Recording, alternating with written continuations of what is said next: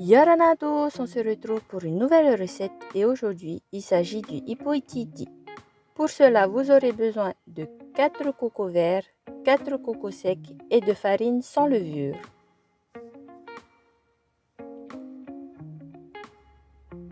Pour commencer, nous allons venir récupérer l'eau de coco de 2 cocos verts que nous allons verser dans un récipient et qui va servir à la cuisson de la préparation, c'est-à-dire le hippo.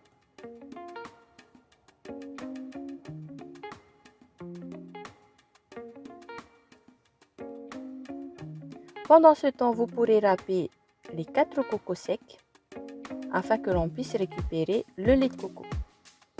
En ce qui concerne les 2 autres cocos verts, nous allons verser l'eau de coco dans un autre récipient que nous allons mélanger avec de la farine. Je précise qu'il s'agit de la farine sans levure, donc la farine bleue.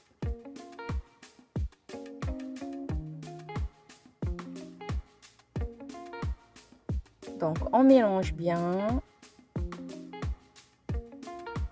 Une fois que vous obtenez cette texture, c'est que la pâte est prête. Ensuite, nous allons venir presser le coco râpé.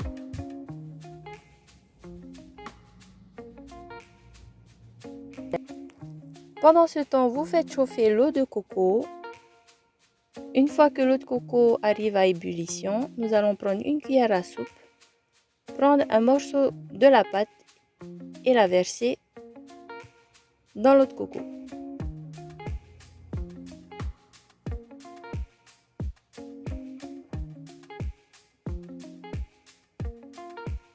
On continue ainsi jusqu'à ce qu'il n'y ait plus de pâte dans le récipient.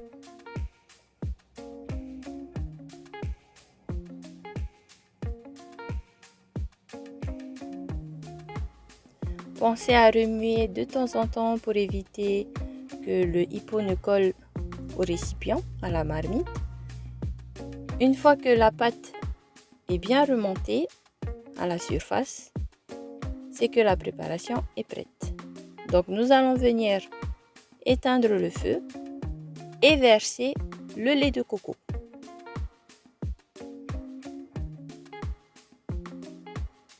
Donc on mélange bien.